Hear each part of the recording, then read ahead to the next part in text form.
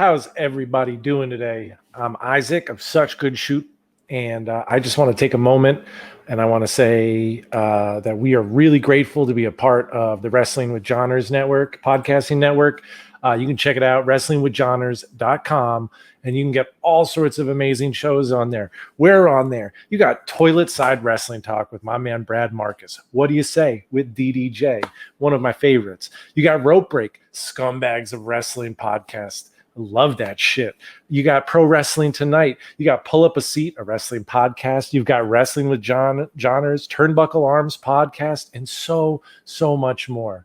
So go check that out. Go check us out at suchgoodshoot.com, where you can find all of our shows, all of our current stuff. We've got all sorts of written stuff, man. Shane's writing stuff, DDJ's writing stuff, Brad's going to be writing stuff. So we got written articles up there. You can find all the merch you can ever want. You got I'm Jewish with Isaac shirts. You got pillows. You got water bottles and mugs. So get out there, buy the merch, check us out. Check out Wrestling with Johners, Such Good Shoot live Thursday nights, 10:05, every fucking Thursday. So come on out, have some fun.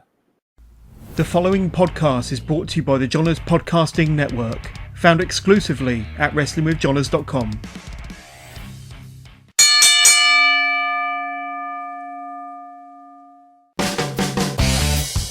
Attention wrestling fans. You're now about to listen to the band coming down the aisle from the main streets of South Elgin, Illinois, with a microphone in his hand and questions on his mind. This is Whaddya Say with DDJ.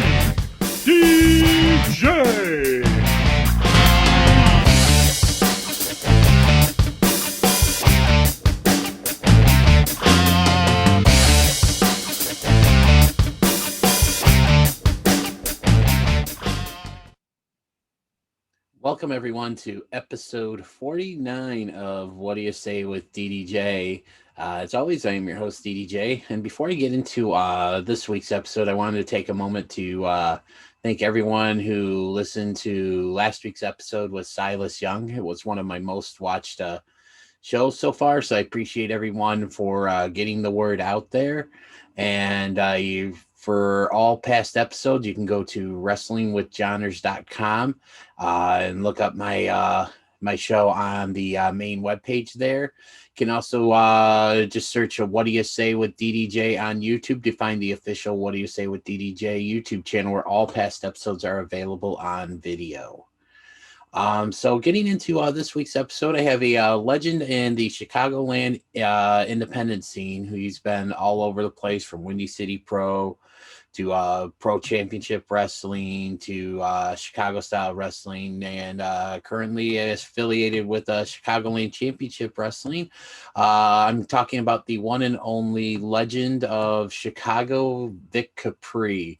We're going to have some great stories to share, and I hope you enjoyed. So just go ahead, grab that cold beverage, grab your snack, get comfy, kick back, relax, and enjoy episode 49 of Whaddya Say with DDJ and my guest this week, Vic Capri. This is pro wrestling's last real man, and you're listening to Whaddya Say with DDJ on the Johners Podcasting Network. All right, we are back with another episode of Whaddya Say with DDJ, and joining me today is, if you're from the Chicagoland area, most likely you've heard of this guy. He's pretty much been everywhere that you can go in the Chicagoland area and beyond. He's a true legend in the Chicago area. I've seen him in many different organizations, and it's my privilege to bring to my audience tonight the Chicago wrestling legend, the Ice Pick, Vic Capri. Vic, how are you doing this evening? I'm good. How are you doing today? Great. Thank you so much for hopping on and doing this with me. So let's get right down to it. Vic, tell me about how you first discovered professional wrestling. I actually, was it a cousin of mine?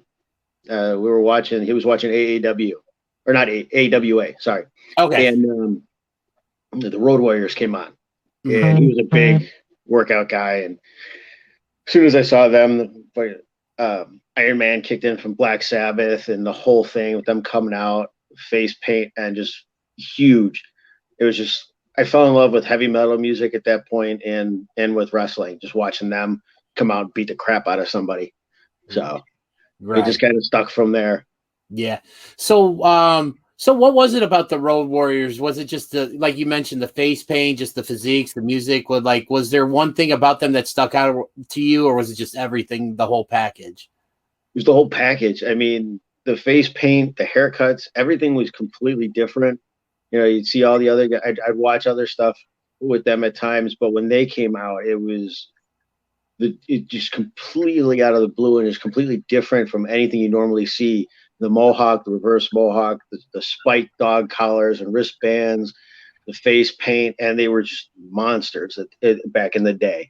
You know, they were just huge muscle bound guys, and it was just completely different than what you'd normally see. You know, back then it was Nick Bockwinkel, Greg Gagne, and Bert Gagne, and shut up. And sorry. And okay. there were a lot of smaller guys, a lot of skinnier guys and stuff like that. So it just made a huge difference. That's awesome. Yeah, Road Warriors are two of my favorites as well. Was there anybody else that you found yourself drawn to besides the Road Warriors? As I got more into it, Flair, Dusty, Magnum, TA. And then as years went on, when I, later on in life, you see people like Dynamite Kid and Benoit, Guerrero. I really got into Japanese wrestling. So like all the four pillars from All Japan, Kobashi, Misawa, Kawada, Taiyo, and then Akiyama. I consider Akiyama more of a fourth pillar than Taue. But those guys. Then you see Muda. I really got more into Japanese wrestling as I got older. I started to respect it more and understand it, and got away from the promos and the entertainment portion of it, and got more into the wrestling aspect of it and watching it that way instead. Awesome. And I know a lot of people that I interact with on Facebook and stuff, they kind of share those same sentiments. And I too appreciate, Japanese wrestling. I like to watch New Japan when I can and stuff. And I definitely appreciate the style that they present versus what we get here in the States. So about how old were you when you decided that pro wrestling was something you wanted to do? I got out of college and I tried out for arena football and got cut. And I was just home working at a gym, and I ran into his real name was Mike Carey. He went by Skulls Manson at the time. He worked out at the gym, and the owner was a wrestler in the past too. He was one of the Golden Greek and for Windy City. And Mike just asked me, he's like, you'd fit perfect as like a lightweight or a middleweight for us. Why don't you come check it out? So I did, and I sat there. I was like, I needed something else to do that just kind of keep me motivated to work out and everything. And I checked out the show and was like, I can do this. It's smaller, much smaller than you would see on TV. So I was like, sure, why not? Let's give it a shot.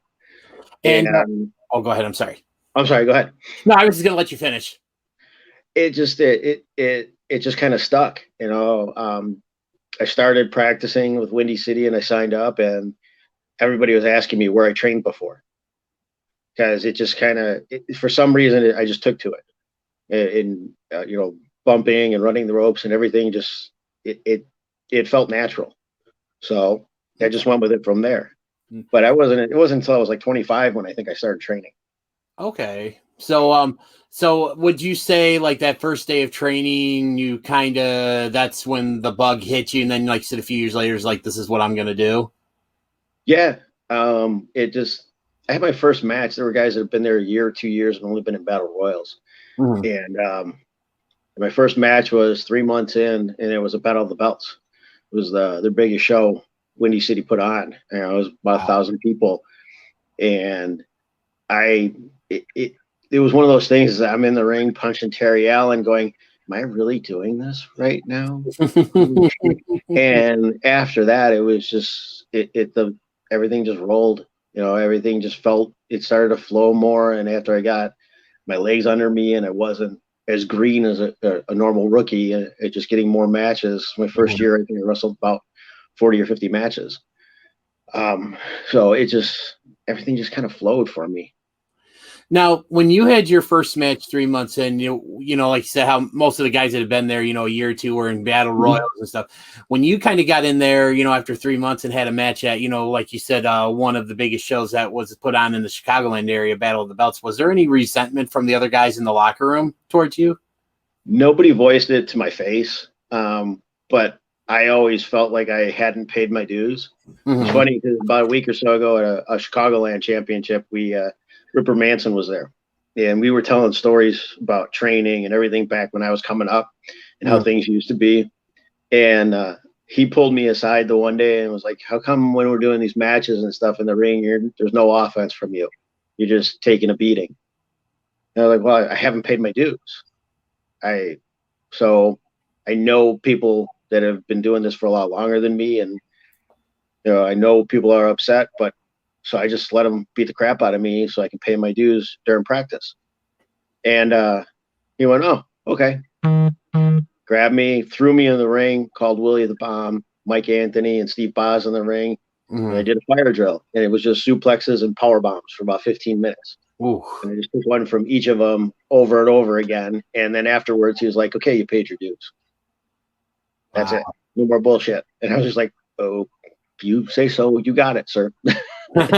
So he was one of Mike Carey, Skulls Manson's tag team partners. So for him to kind of take me under the wing after Mike had to stop because of lower back problems, it was great, you know. And like I said, we talked for like 3 hours after the show and just about reminiscing about the old days. And it was just great, just the things we used to do and stuff like that.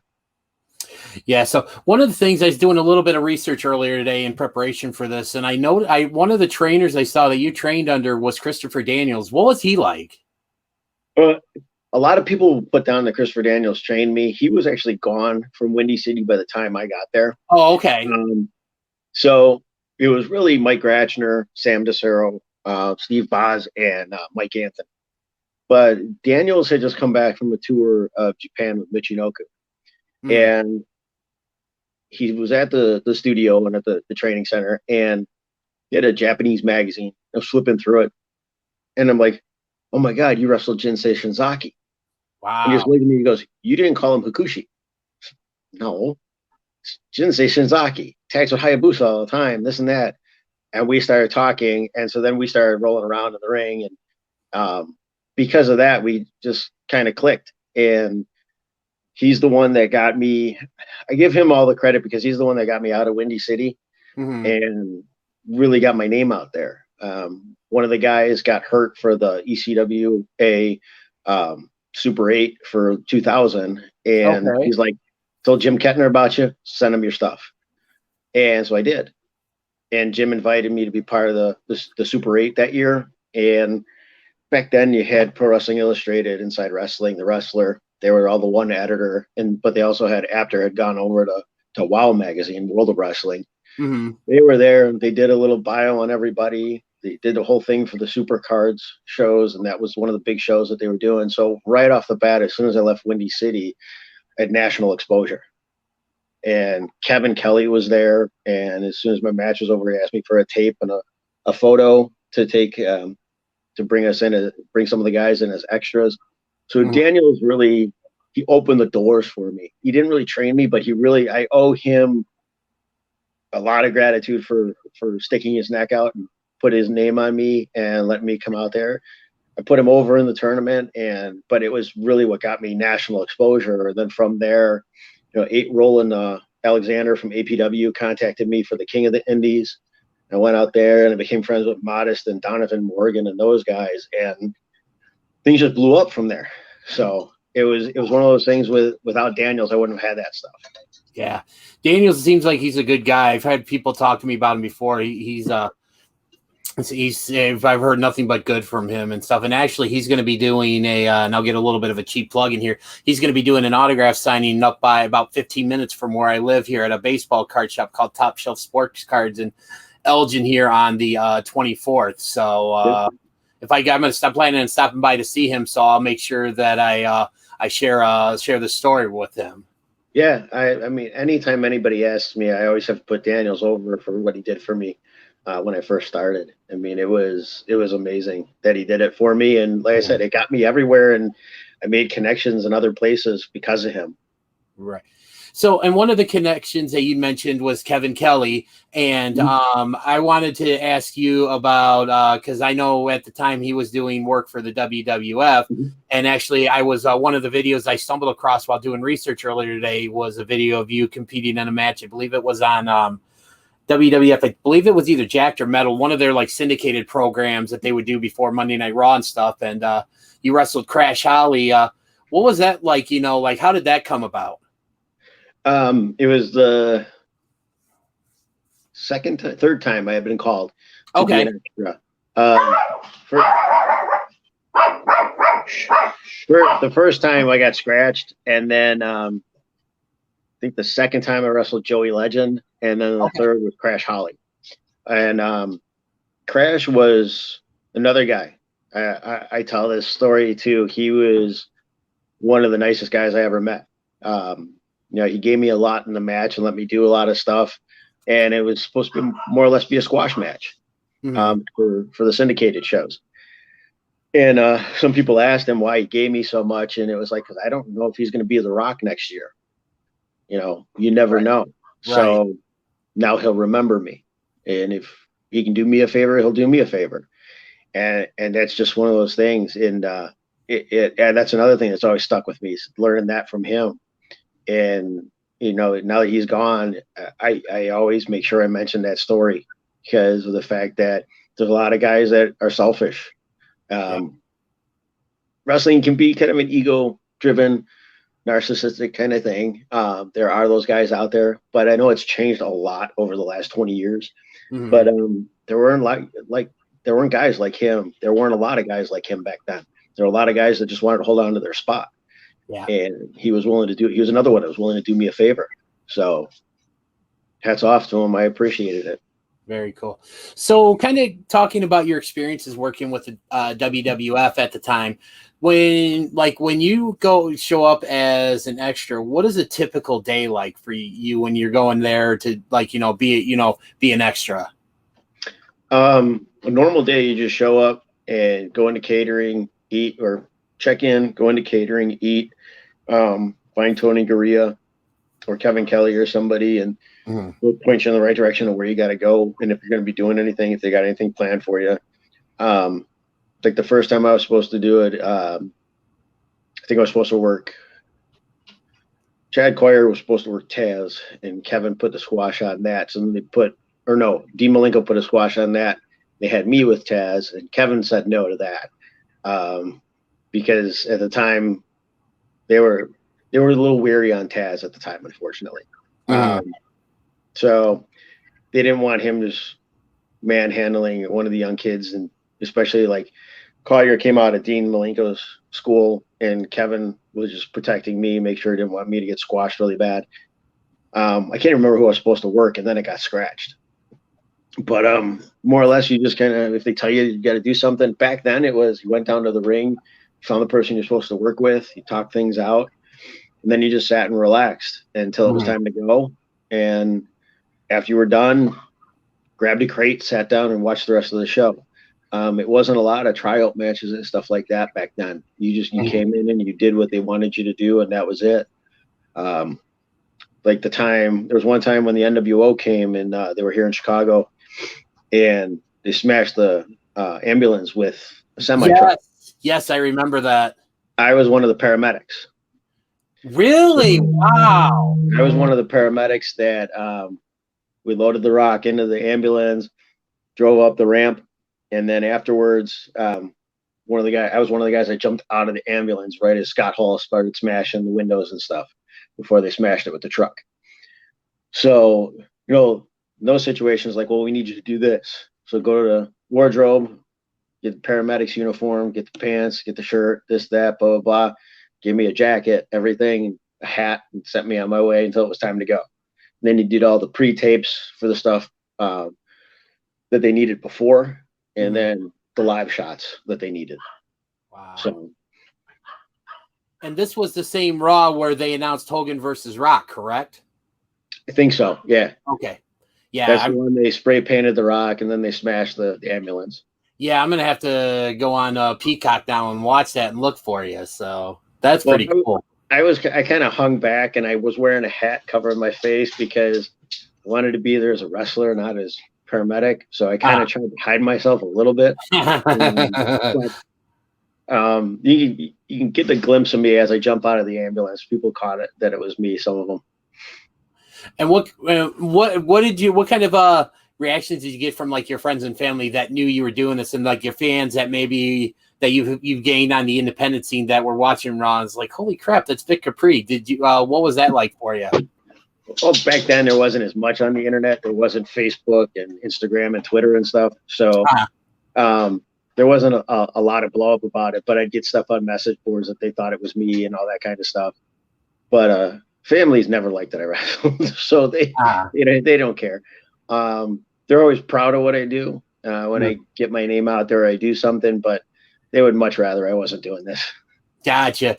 So that actually kind of leads me into another question here. Like when you got into wrestling and you started your training, where was you, like, did you get a lot of support from your family and friends? See, my sister and some of my friends still come. Like my buddy that's from California will be at the show on July 16th for Chicagoland. And he comes to the shows whenever he's in town. My sister has seen me wrestle once. My parents, I think 3 times. My dad, maybe 4. And that's it. Okay. They don't come to shows. Second match I actually ever had, I ended up with a concussion and ended up in the hospital for I don't remember 8 hours. Wow. So they really don't come to shows much anymore. And then the second battle of the belts when the Fury smashed my leg in the ladder. I guess I fooled my dad because he pushed past security into the locker room to check on me because Mike Anthony and I decided to rib Sam DeCero and sell it all the way in the back and say I was really hurt. And I fooled my dad. So he made me hop on one leg when I got back to their house afterwards, prove that I wasn't really hurt. So, wow. So what was going through your mind like when you saw your dad like kind of pushing his way back in the locker room? Were you like embarrassed? Were you like, oh, that's just my dad being like? What was your reaction like when you saw that glimpse of him coming in? Well, I was still selling because we were trying to rib Sam, and so I sit down and I'm holding my leg and I pull my knee pad down, and I hear somebody whisper in my ear. He goes, "Are you okay? What the hell happened?" And I kind of looked up and glanced out of the corner of my eye, and I saw the glasses, and I realized that's not Sam, that's my dad. And I just grabbed him, I pulled him close. I'm like, "It's a fucking joke. I'm fine. What are you doing in here?" and he's like, he goes, "I'm gonna fucking kill you when you get home. God damn son." I was like, "Sorry." Oh, that's great. So so tell me about some of the other organizations that you've spent some time in during your career. I did some stuff for ECWA back years ago, APW, around Mid-South, IWA Mid-South, Frontline Pro, ICW Milwaukee, POW, Windy City, the old MCW that was based out of the Chicagoland area, LWF for a while as well, Blitz, Dreamwave, tons of different places, especially in the area. Now, since I came back from my neck injury, it's just been more of staying more local, really not traveling much. I did for a little bit for Future Stars out in Vegas, but the atmosphere changed. A lot of people now, when I was traveling, I'd get 2 to 3 times what I make now, and they'd pay for airfare and hotel. And now most of the places, it's just like, "Oh yeah, we'll pay you this and just get yourself here." Well, it's a 14-hour drive, and you're paying. I'm like, no. Even if we go at minimum wage, you need to pay me at least 3 times that. Well, no, we can't do that. Well, then I'm not coming. You want me to come the whole weekend in the car? I'm not coming for it. So just the atmosphere on that has changed with the way a lot of the promoters will do things. So that's why I don't travel. If somebody makes it worth my while, I'll make the trip. But I'm almost 48, and I'm just not going to jump in the car and spend 30 hours in the car for $50. Right. I'd rather stay close to home and make 2 to 3 times that. So Can't blame you there. yeah. And that's so I some of the companies that you mentioned I'm familiar with. You mentioned Blitz, you mentioned Dreamwave and stuff, and I've been privileged enough to see you at a couple of a couple of these different organizations. So I've kind of followed you throughout the years and stuff. One of the organizations, and this was actually something I wanted to talk about because I just watched this video that I've had on my phone basically since the night this happened. Going back to December, I think it was December of 2014. You were wrestling for Pro Championship Wrestling PCW, what turned out to be their last show. I used to go to these shows religiously back in like 2002, 2003, and then like I went to this not knowing this was the last show, and I went mainly because Ricky Steamboat was there. Yeah. But I knew, like P.L. Myers, I knew Jared Priest, I knew a lot of the guys there from my time in there. So first off, what was your time like in PCW? Like, and what was it like working with guys like P.L. Myers and Rick Knight and Jared Priest? It was a lot of fun. I mean, I originally, Ivan Nightmill, he's the one that got in touch with me because when I originally planned on retiring, my last match, I wanted to wrestle Julian the Warlock, JTW. And concussions just cut it short, and I didn't actually get to have the match. Mm-hmm. So he contacted me and put everything together so that I could come in and wrestle Julian.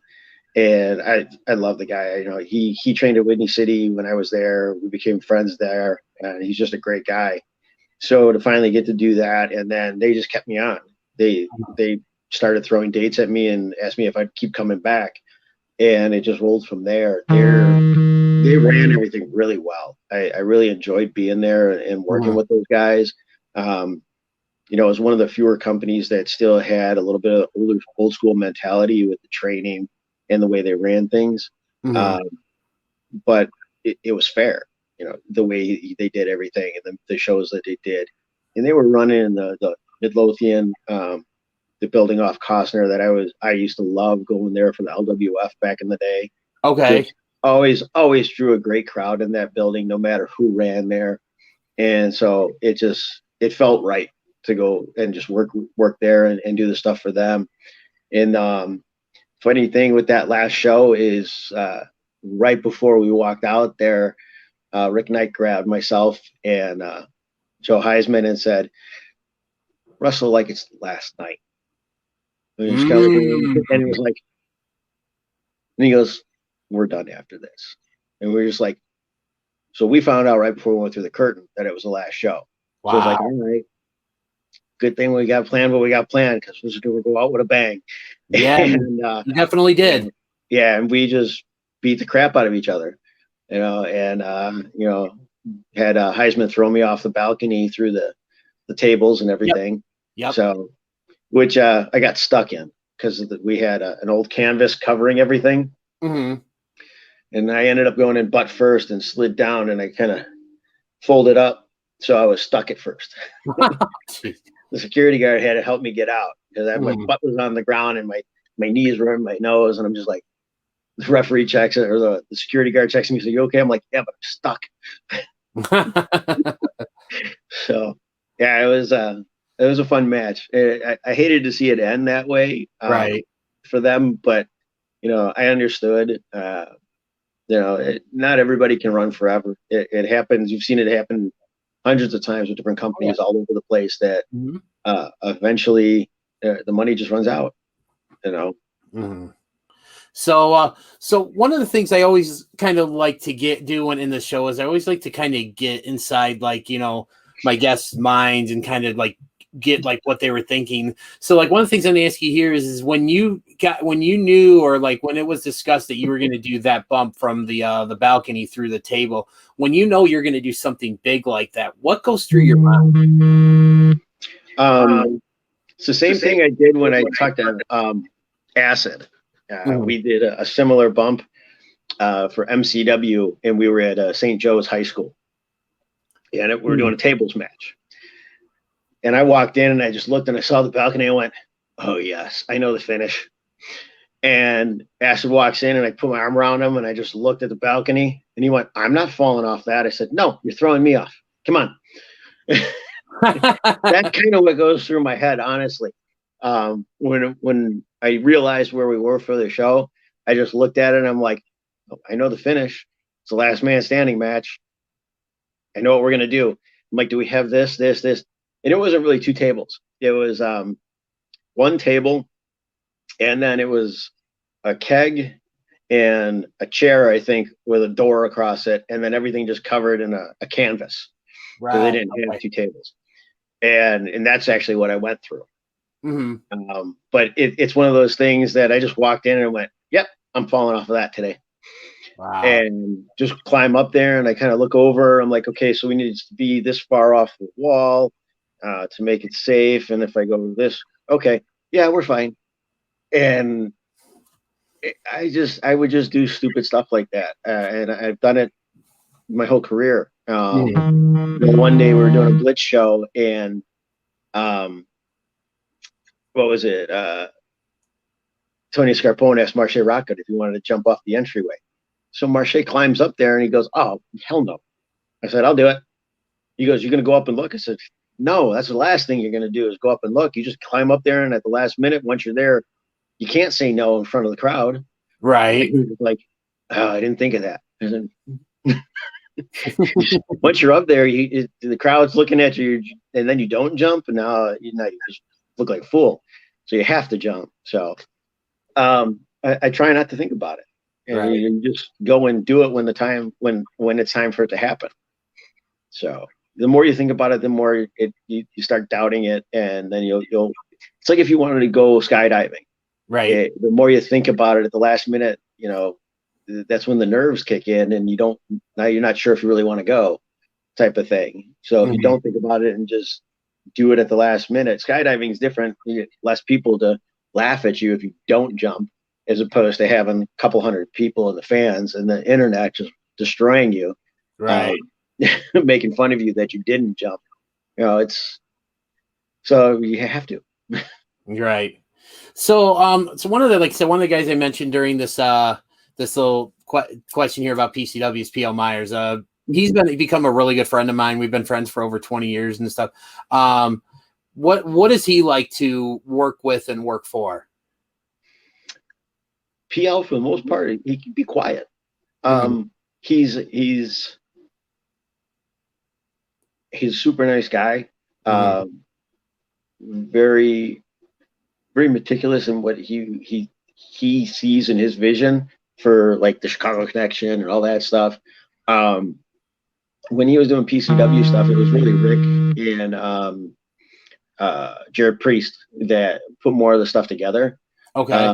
PL was still doing a lot of the Chicago connection stuff. And so with that, PL just focuses majority on that, and he wants that to be perfect. So he is a perfectionist, I think, in the fact that everything he puts his hands on has to be exactly the way he wants it. It has to be perfect, but he's not a dick about it. Like for a Chicagoland championship, there's a lot more moving parts with the Chicago connection now with what PL is doing. I was an agent for the match coming out of and going into the segment for their promo. So I put a little spin on it just to try and make John Hudson not look like a wimp, even though he's hurt. Right. To make him try and rush the ring and have them pull him back that he's injured, stuff like that, just to make it look like he really wants to fight, even though he's the bad guy. Doesn't matter. I mean, you don't have to have a chicken shit bad guy out there all the time. You can have that bad guy that actually really wants to fight. And John comes off more that way to me when I see his character. He comes off more that way than instead of being the chicken shit. So I put the spin on it, and they liked it. So, but PO, he has his hands full right now with everything he's doing with that. Just because you got Hudson, you got Kingpin, you got Minnie Jones, all the guys that are the moving parts that are part of the Chicago connection now. So it makes it a little more difficult to reel everything in and get it exactly the way he wants it. But I think he's doing a good job. Yeah, I definitely wish him all the success in the world. One of the other like things I want to talk about, like in terms of crazy bumps, and this was another one that I saw you do, and I kind of wanted to get your insight on what this was like. It was at a Berwyn Championship Wrestling show. I can't remember exactly when, but you wrestled. I think his name is the baddest man on the planet. It was like Aaron Xavier or something like that. And Aaron Williams, thank you. I apologize if he's listening out there. But I want to talk about the flaming nunchucks. Like I mean, was this your first time taking a bump with or with anything concerning or having fire involved, or have you done that in the past? I hadn't done it in the past. That was the first time. And but Aaron had done it in the past. Mm-hmm. He had done the spot with other people out in Ohio and stuff like that. And so I felt the nunchucks, and I'm like, okay, there's a little bit of padding on them. He goes, yeah, I'll just hit you like here. I'm like, why? It's padded. I'm like, I'll be sweaty and everything. I'm not gonna catch on fire. Hit me in the head. And he's just like, are you serious? I'm like, it's padded. My hair will be so. I wet my head before I go out there because it helps keep me cool so I don't lose my wind. I'm like, and I always sweat my ass off, so I'm not gonna catch on fire. So just hit me in the head with it. And he just kind of came across, and it glanced across my head. The flame actually went out slightly. If you watch the video slow enough, the flame goes out actually before he actually hits me. As he swings it, it goes out. But yeah, so it wasn't a big deal at all. I've done a fire spot since that. Honestly, it's not as bad as people think. It's a lot more show. There's a lot of stuff. I mean, and I will not take anything away from a deathmatch wrestler. I love deathmatch wrestling. I love watching it. I watched the Nick Gage show on the Dark Side of the Ring. Yes. All the respect in the world. I saw the stuff with Drew Parker getting taped up in the tournament like a week or so ago in Japan for Big Japan. You know, I have all the respect in the world for those guys and what they do. I love it. But it's a lot of it isn't as bad as people think. There are things that happen that'll tear you apart, and the injuries they get are absolutely real. I just stay away from the glass so it doesn't happen as much to me. So, I think the glass is what gets most people the worst, and I just try and stay away from that. But like the light tubes and stuff like that, I've been at ICW shows in Milwaukee. And sat in the crowd, and just the powder from the light tubes, I can't breathe. Right. So at one point I was supposed to do the Insane 8 for them, and they wanted more glass. And I'm just like, I just don't want to do. I can't breathe sitting there. I can't imagine wrestling in it. I'm not going to be able to breathe. I have asthma. I can't. I don't think I can do it. And so they pulled me out of it. But yeah, I don't know how they do it sometimes. With when they do the 10,000 light tubes and all that powder in the air, I have no clue how they breathe at all. I can't take a deep breath whatsoever. So to me, that's the worst part of deathmatch wrestling. It would be not be able to breathe. Right. But yeah, the fire spots, they're not that big a deal. I didn't think it was, at least. But then again, I don't wear a shirt when I wrestle. You know, you've seen guys that have done stuff like that. They wear a shirt and then they catch on fire. The fact that I am old and I sweat like a pig, I'm not going to catch on fire. It's just going to put it out because I'm too wet in general. So I don't worry about it. I mean, even Keno did the flaming knee kick pad to Muda like last week or something like that too. Okay. I mean, it's if it's done right, it can be pulled off really well, and it looks fucking awesome. Right. That's pretty cool. So let's kind of get into a little bit more about what's going on or what's been going on the last couple of years. And obviously one big topic of discussion, and one thing that's kind of actually led me to start doing this podcast was COVID.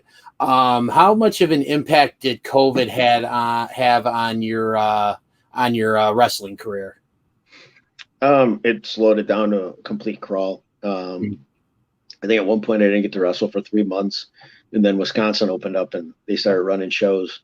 In some places would run outdoors. They would let us run outdoors, so I started doing that. But I mean, it was 3 months, and then a couple matches, and I tore my tricep. And so then I sat for 6 months after that. So it helped me in the fact that the torn tricep left me kind of in limbo of what I really wanted to do anymore, if I really wanted to come back or not. I was kind of enjoying just having Saturday night not to do anything. Right. But at the same time, I figured I'm not that old where I should be going to bed at 8:30 on a Saturday night, and I have no social life outside of wrestling anymore. So I decided to come back, and as soon as I did, it was just everything. It lit a fire again, and everything just felt right again. And it really created more of a passion again for me, having to sit out all that time between COVID and the injury. Once I got back in, it was just like this huge adrenaline rush, and just had me refocused.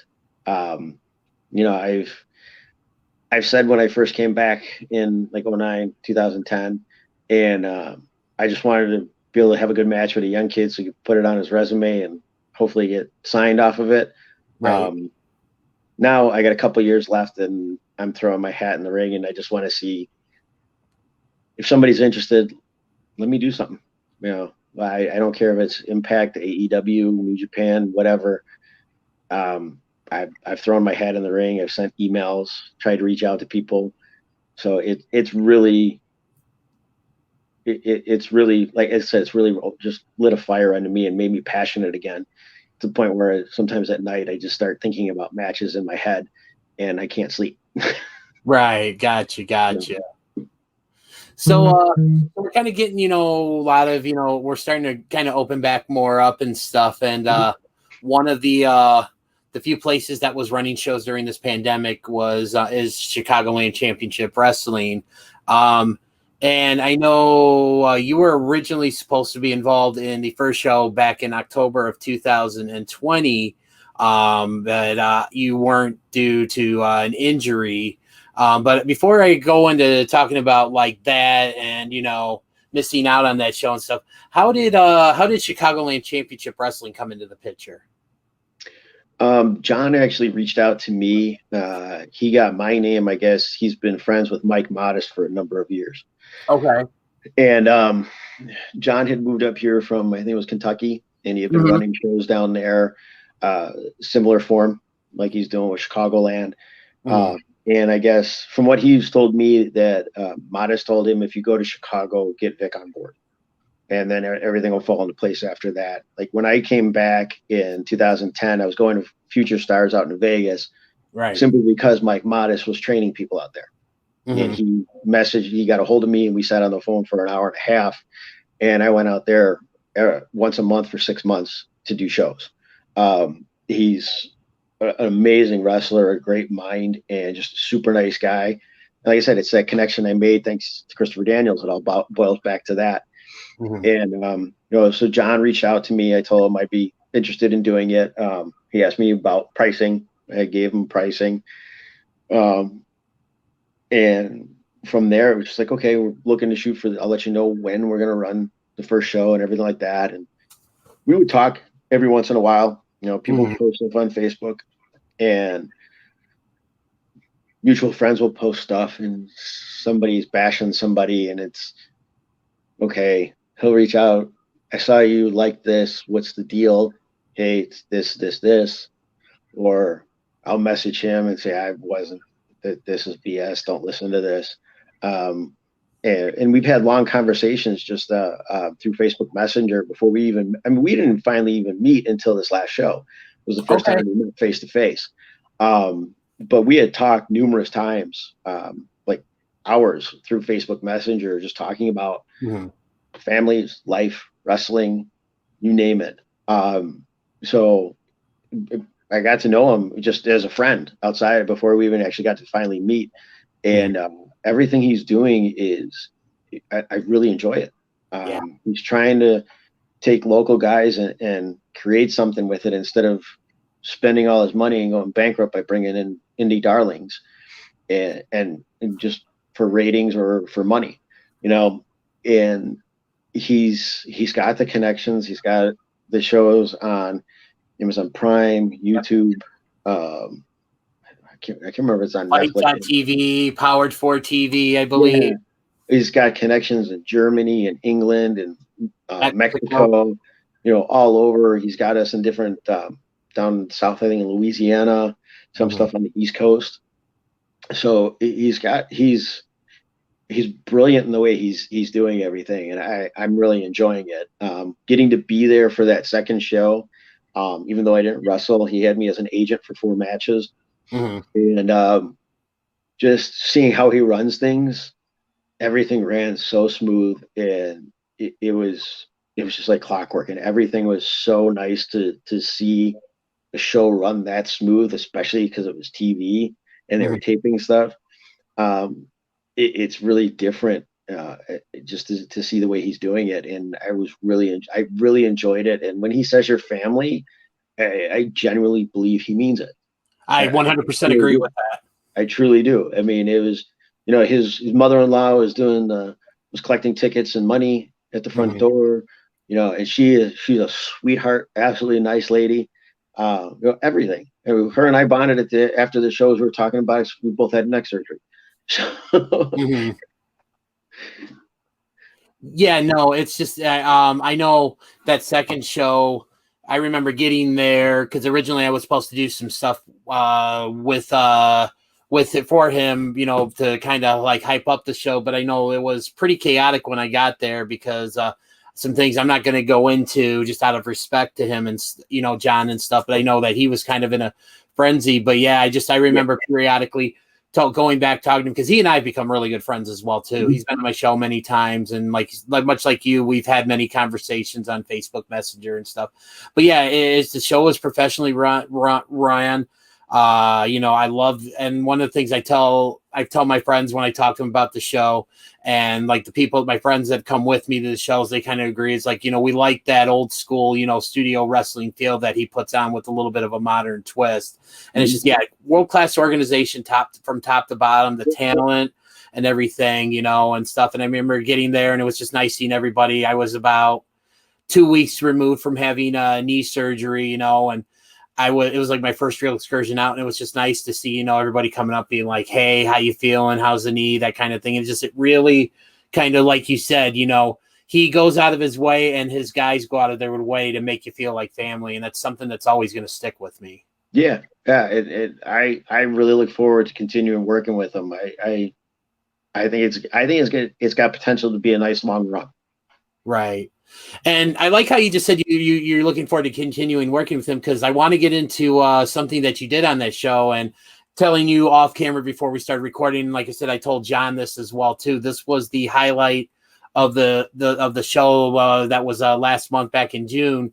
Was you had a little bit of a run-in with one Garrison Creed, where he had just got done beating a guy pretty quickly. And he came out, and then you kind of came out and started, cut a promo. I believe it's about like respect and things like that. And the one thing, the reason why it connected with me so much, and I remember telling my friend Sean, who was sitting next to me, is like, man, it felt so real. So I got to ask who came up with the promo? How real was it? And what do you have to say about your match with Garrison Creed coming up in August? So the promo really was, Garrison just said, he made a comment when we saw him. I saw him at another show, and he said, I'm going to make a comment. No, it took 2 guys to beat me. And I'm like, well, good, because I'm going to make a comment that it took 2 guys to replace me in the main event.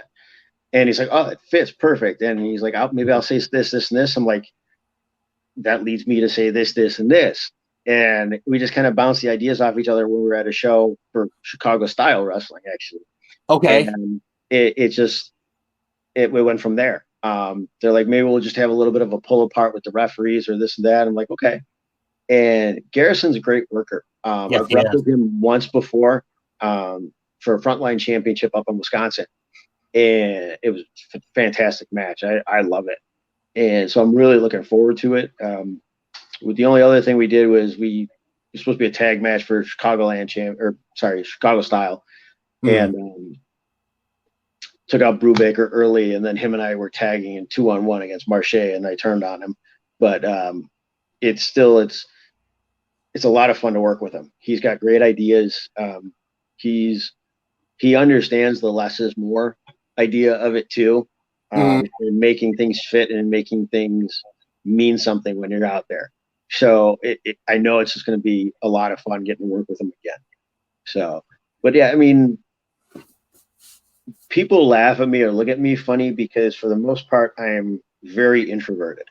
Like I said, I don't mind staying home on a Saturday night and not going out or doing anything. So I almost didn't come back. But so for me to get hyped up and to get in the mindset I was for that promo, I have to slap myself in the face behind the curtain to get angry. And so a lot of the younger kids will see me doing that now. Like, is like once they get to know me more, then they understand.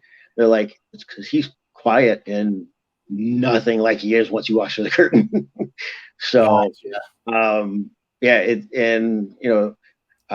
Steve, who was one of the commentators, is like, you need to be on the mic all the time. He goes, just the intensity and everything you do. And I'm like, that's funny because nobody ever wanted to give me a microphone for the first 4 or 5 years I was wrestling. And then when I came back, I was like, I'm going to say this. And they said, no, you're not. I was pushing too many buttons. And they're like, come on, but I want to say it. They're going to go crazy. They're going to throw shit at you. So what? That's awesome. So a couple things here before I give you some time to plug your upcoming shows and, merch and stuff like that. So I always like to ask the guys I interview, do you follow, and I think I know the answers just based on some of the answers that you've given me. Do you follow the current product? And if so, who are some of like your current favorites? Huge Kenny Omega fan. Okay. Not so much. He's definitely, I really didn't think by starting AEW, he would be watered down, but he is. But I understand with as hard as he went for the number of years he's gone and what he did in New Japan. Some of my favorite matches are the series with him and Okada. Yes. They're just sick. Over 3 hours worth of wrestling, and you won't fast forward any moment of any of it. Well You put. won't get bored. I still love Muda. Ishii is one of my favorites right now. Yes. Yeah. Just the simplest moveset. Saying less is more. That's him to a T. I mean, he literally has the simplest moveset, all basic stuff, but he's one of the best workers, and everybody he wrestles, he makes them look good. The G1 every year for New Japan over the last 4 or 5 years, his matches are all standout matches, no matter who he's working with. Yeah. Just the smoothness of the reversals and everything, the way he does it, and the way he works is phenomenal. Okada is amazing. I do like, what was his name? When people like Sami Callihan, those guys, I like them. They're Sammy. I don't know. There's something with Sami Callihan to me. At times it looks sloppy, but it's all precise at the same time. It's really weird, but he's so good at what he does. Kevin Steen, probably one of the best all-around workers and mic work, everything that you're going to find right now. Easily over the last 10, 15 years. Once you take people like Flair and Michaels out of the group, I mean, he's absolutely amazing. I don't think there's anything he can't do. Honestly, I'm looking forward to seeing some of the guys like Ben Carter, some of the indie guys that got signed with New Japan, NXT UK. Blake Christensen. I can't remember. I don't remember what their names are now, since they have to change their names. But like Blake Christensen, and then what was the other guy? Sami Zayn. Is that his name? got different color hair or something. No, Sami Zayn's been in the WWE for a few years now. What's that? Sami Zayn's been in the WWE for a few years now. That's God, I can't remember what his name is. He had like different color hair. I think he just debuted in a match a week or two ago on NXT or something. I can't remember. He used to work a lot of GCW shows. Okay. And I'm looking forward to seeing guys like those guys. I really am, to see what they end up doing. Hoping that some of those guys don't get buried in the system for the WWE and NXT, but just seeing what they can do, because they were really talented people, and just hoping they don't get watered down and don't fall through the cracks. Right. Like another Tommaso Ciampa is and Thatcher are, God, two of the best that are out there right now by far.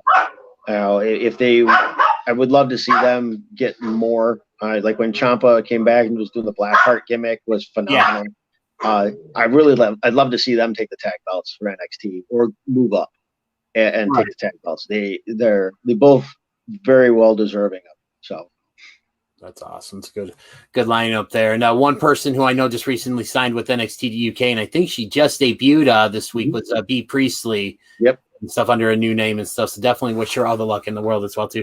All right, man. Well, before I let you go, I want to give you some time here to plug all of your upcoming shows, as well as if there is a way that people can support you by buying your merchandise. Unfortunately, I don't have any merchandise. You need money to buy shirts in the first place.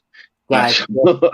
Been a little older and having a almost 18-year-old daughter now. It's a little tougher to have that extra spending cash for stuff like that. But so we've got Chicago style wrestling on July 16th in Franklin Park, capping off a 2-year feud with Brubaker in a second street fight hardcore match, and then have a match for Wicked Effin' Wrestling in Lake Geneva.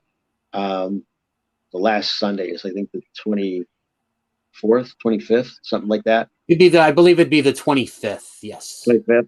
Yeah. And then the next show after that is POW. I think that is up in Twin Lakes again. Because I don't think we go back to Fox Lake until September. So those are the ones that are coming up in the immediate future.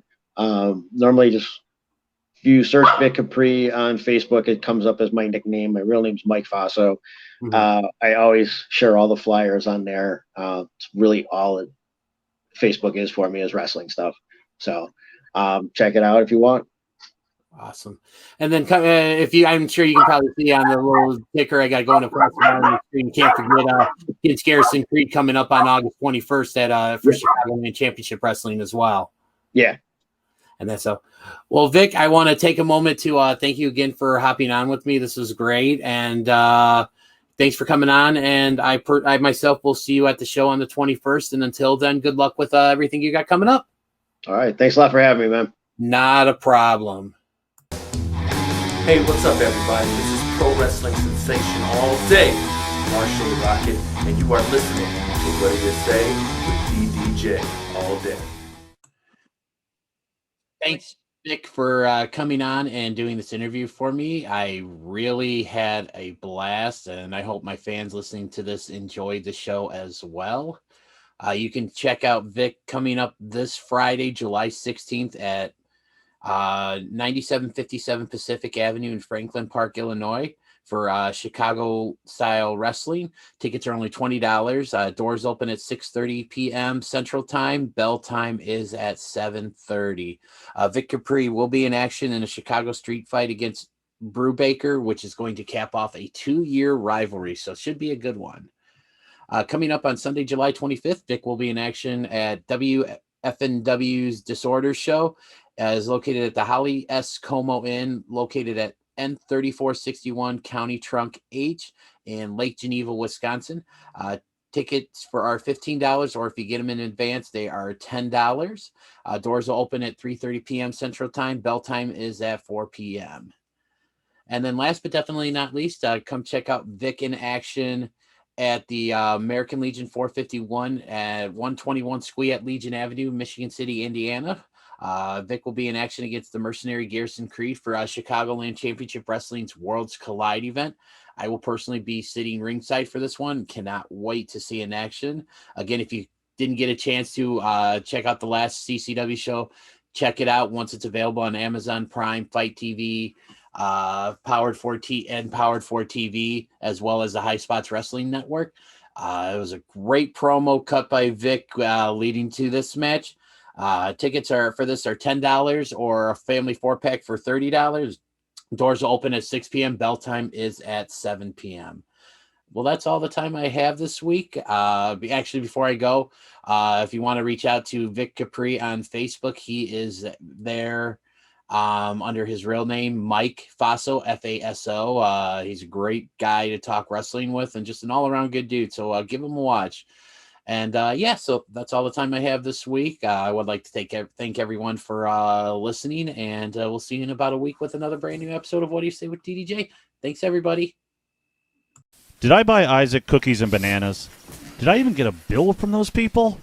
Did I set the DVR? I really hope Grandma's okay. I forgot to mow the lawn again. My wife's not Should gonna I go leave see me. the doctor? Who in the hell hell asked her to? Please, God, don't Should let me Isaac miss have my more show. friends? Really that bad? Why couldn't we I not? should. How How much is that repair going to Did I cost buy me? Isaac Did I cookies even- and I really bananas? shouldn't Who have. knows Did I people? pay that Delbert? bill? Do they How know? much is Why that couldn't repair we going know? to cost? I I really really hope hope Grandma's okay. Do they know? All right, stop! Remember what the doctor said. When you get overwhelmed, go to your happy place.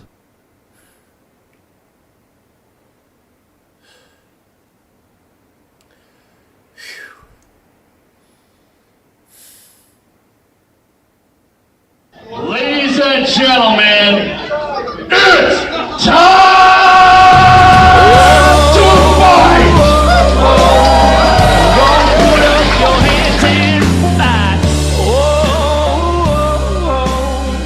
You know there's something ain't right. If you want a variety of wrestling news and history, look no further than the Scumbags of Wrestling family of shows.